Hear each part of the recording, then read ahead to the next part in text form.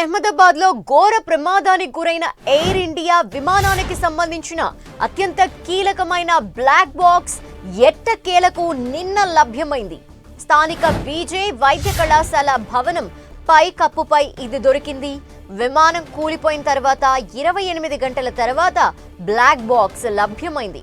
భారీ విస్ఫోటనం కావడంతో black box గుర్తింపులో ఆలస్యం జరిగిందని అధికారులు తెలిపారు.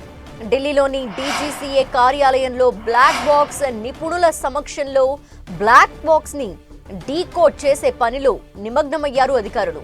ఇప్పటికే విమానంలోని డీవీఆర్ ని కూడా అధికారులు స్వాధీనం చేసుకున్నారు. ఇవాళ ఉదయం 10:30 కేంద్ర పౌర విమానయాన శాఖ మంత్రి రామ్మోహన్ నాయుడు అధ్యక్షతన ఎయిర్ సేఫ్టీపై ఉన్నత స్థాయి సమీక్ష నిర్వహించనున్నారు. ఎయిర్ సేఫ్టీ సమీక్షలో DGCA, DG, civil aviation secretary, ఇతర ఉన్నత అధికారులు పాల్గొంటారు. బ్లాక్ బాక్స్ ని డీకోడ్ చేస్తూ ఉండటంతో అసలు ప్రమాదం ఎలా జరిగిందనే గుట్టుని ఈ బ్లాక్ బాక్స్ విప్పనుంది.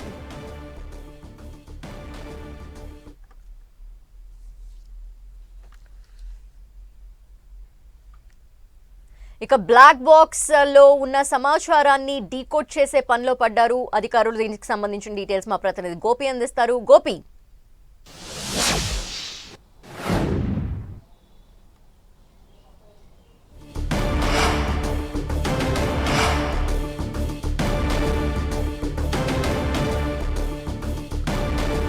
అహ్మదాబాద్ విమాన ప్రమాదానికి సంబంధించి బ్లాక్ బాక్స్ లభ్యమైంది నిన్న.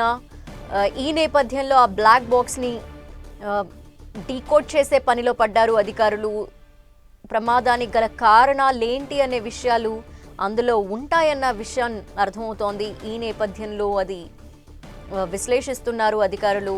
అహ్మదాబాద్ విమాన ప్రమాద ఘటనకు సంబంధించి ఇది ఒక కీలక పరిణామంగా చెప్పాలి. అధికారులు నిన్న మధ్యాహ్నం ఈ బ్లాక్ బాక్స్ ని స్వాధీనం చేసుకున్నారు. అంతేకాకుండా డీవీఆర్ పరికరం కూడా ఉంటుంది, దాన్ని కూడా స్వాధీనం చేసుకున్నారు. డీవీఆర్ పరికరంలో వీడియో కూడా రికార్డ్ అవుతుంది అని తెలుస్తోంది. సో ఈ రెండింటిని డీకోడ్ చేస్తున్నారు.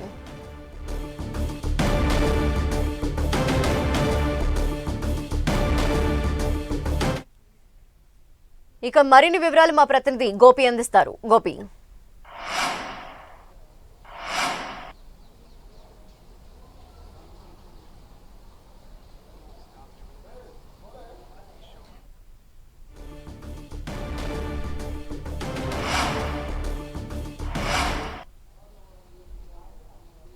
అహ్మదాబాద్ విమాన ఘటనలో కీలక మలుపు జరిగిందని చెప్పొచ్చు. ఎందుకంటే బ్లాక్ బాక్స్కు సంబంధించి కూడా గత 2 రోజులుగా కూడా బ్లాక్ బాక్స్ లభించకపోవడము, అందులో నిక్షిప్తమైన సమాచారం గురించి కూడా ఇటు డీజీసీఏ అధికారులు ఆ బ్లాక్ బాక్స్ కోసం వెతికిన పరిస్థితి ఉంది. అయితే నిన్న మధ్యాహ్నం తర్వాత కూడా ఈ బ్లాక్ బాక్స్ ఏదైతే నర్సింగ్ డాక్టర్స్ హాస్టల్ ఉందో హాస్టల్ పైకప్పు పైన కూడా దీన్ని గుర్తించడం జరిగింది. ప్రస్తుతం దాన్ని డీసీజీఏ కార్యాలయం, ఢిల్లీలో ఉన్న డీసీజీఏ కార్యాలయానికి తీసుకురావడం జరిగింది. ఈరోజు దాంట్లో ఉన్న ఆ 2 డివైజెస్ ఈ బ్లాక్ బాక్స్లో ఉంటాయి. ఒకటి కాక్పిట్ ఉంటుంది, కాక్పిట్లో ఈ యొక్క పైలట్, కో పైలట్ ఏం సంభాషణ జరిగింది, అదేవిధంగా ఏటీసీకి ఎటువంటి సమాచారాన్ని అందించారన్న దానిపైన కూడా ఈ యొక్క కాక్పిట్లో సమాచారం అంతా కూడా నిక్షిప్తమై ఉంటుంది. మరొకటి ఈ సిస్టమ్కి సంబంధించి ఏరోప్లేన్లో ఉన్న సిస్టమ్ కొలాప్స్కి సంబంధించి కావచ్చు, పెట్రోల్కి సంబంధించిన అంశం కావచ్చు, ఏదైనా టెక్నికల్ ప్రాబ్లం తోటి ఈ ప్రమాదం జరిగిందా లేదా ఏదైనా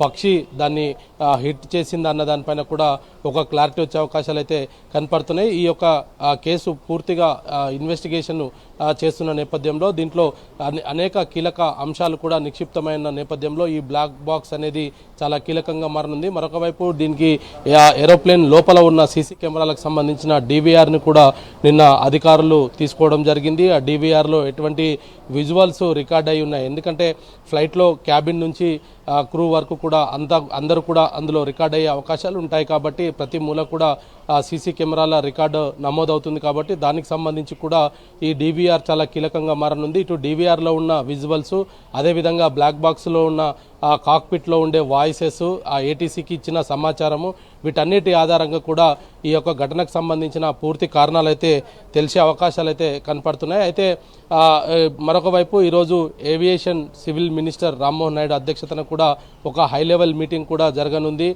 దీంట్లో ప్రధానంగా ఇటు ఎయిర్ సంబంధించిన డీసీజీఏ, డీజీ, అదేవిధంగా ఉన్నతాధికారులు, ఏవియేషన్ సివిల్ సెక్రటరీ కూడా ఈ యొక్క సమావేశంలో పాల్గొన్నారు. రానున్న రోజుల్లో ఈ యొక్క భద్రతకు సంబంధించిన విమానాల భద్రత, వాటి మెయింటెనెన్స్, ఇతర అంశాలపైన కూడా ఈరోజు రామ్మోహన్ నాయుడు అధ్యక్షతన కూడా ఒక హై లెవెల్ మీటింగ్ కూడా జరగనుంది. అయితే అహ్మదాబాద్ ఘటన తర్వాత ఇటు బోయింగ్ విమానాలకు సంబంధించిన కొన్ని అనుమానాలు కూడా తలెత్తుతున్న పరిస్థితి ఉంది. సాంకేతిక లోపమా లేదా మెయింటెనెన్స్ ప్రాబ్లమా అనేది కూడా ఇంకా తెలియాల్సి ఉంది. అయితే బోయింగ్ విమానాలకు సంబంధించిన ఇతర విమానాలను కూడా పూర్తిగా పర్యవేక్షించాల్సిందిగా కూడా ఇప్పటికే డీజీసీఏ, డీజీ అధికారులకు ఉత్తర్వులు జారీ చేయడం జరిగింది. దేశంలో నడుస్తున్న బోయింగ్ విమానాలన్నింటినీ కూడా మెయింటెనెన్స్, ఇతర టెక్నికల్ అంశాలన్నిటిపైన కూడా ప్రస్తుతం డీసీజీఏ దానిపైన కూడా ఒక సమీక్ష నిర్వహించనుంది. బోయింగ్ విమానాల మెయింటెనెన్స్కు సంబంధించి కూడా కొంత సమీక్ష జరగనుంది. అయితే ఓవరాల్గా అహ్మదాబాద్ ఘటన తర్వాత ఒక ఇన్వెస్టిగేషన్ స్పీడప్ చేయడం జరిగింది. మృతులకు సంబంధించిన బంధువుల డిఎన్ఏలు ఇప్పటికే సేకరించడం జరిగింది. డెడ్ బాడీస్కి సంబంధించిన డిఎన్ఏలు కూడా సేకరించడం జరిగింది. వీటన్నిటిని కూడా 72 గంటల్లో రిపోర్ట్ వచ్చిన తర్వాత కుటుంబ సభ్యులకు ఆ డెడ్ బాడీస్ని కూడా అప్పజెప్పనున్నారు. అయితే ఇప్పుడు ఈరోజు ఏదైతే బ్లాక్ బాక్స్లో ఉన్న సమాచారాన్ని డీకోడ్ చేసిన తర్వాత కీలక అంశాలు కూడా వెలుగులోకి వచ్చే అవకాశాలు కనపడుతున్నాయి. ఎందుకంటే 30 సెకండ్లలోనే టేక్ ఆఫ్ అయిన 30 సెకండ్లలోనే ఈ యొక్క విమానం పూర్తిగా కుప్పకూలిపోవడము, భారీ విస్ఫోటనం జరగడం వెనుక గల కారణాలను ప్రస్తుతం భారత ప్రభుత్వం చాలా సీరియస్గా ఇన్వెస్టిగేషన్ చేయాలని కూడా కోరుతుంది. ఇప్పటికే దీంట్లో ఇంగ్లాండ్కి సంబంధించిన ఏవియేషన్ అధికారులు కూడా ఈ ఇన్వెస్టిగేషన్లో తాము కూడా పాలు పంచుకుంటామని చెప్పడం జరిగింది. అమెరికాకు సంబంధించిన ఏవియేషన్ అధికారులు కూడా చెప్పడం జరిగింది. మరి ఈరోజు డీసీజీఏ ఈ బ్లాక్ బాక్స్ గురించి ఎటువంటి సమాచారాన్ని సేకరిస్తారనేది కూడా వేచి చూడాలి. Okay, thank you Gopi.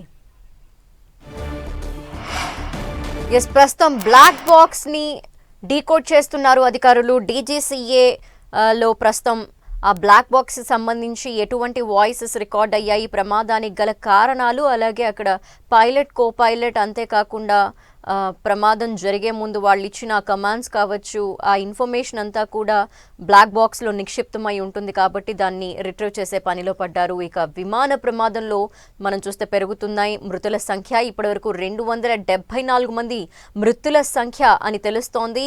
ఈ సంఖ్య ఇంకా పెరిగే ఛాన్సెస్ కనిపిస్తోంది. అందులో మన ప్రయాణికుల సంఖ్య చూస్తే 241 మందిగా తెలుస్తోంది. 242 మందిలో 241 మంది మరణించారు. ఇక నివాస సముదాయాల్లో ఈ ఎయిర్ క్రాఫ్ట్ కూలిపోయిన నేపథ్యంలో అక్కడి స్థానికులు 33 మంది మృతి చెందారని తెలుస్తోంది.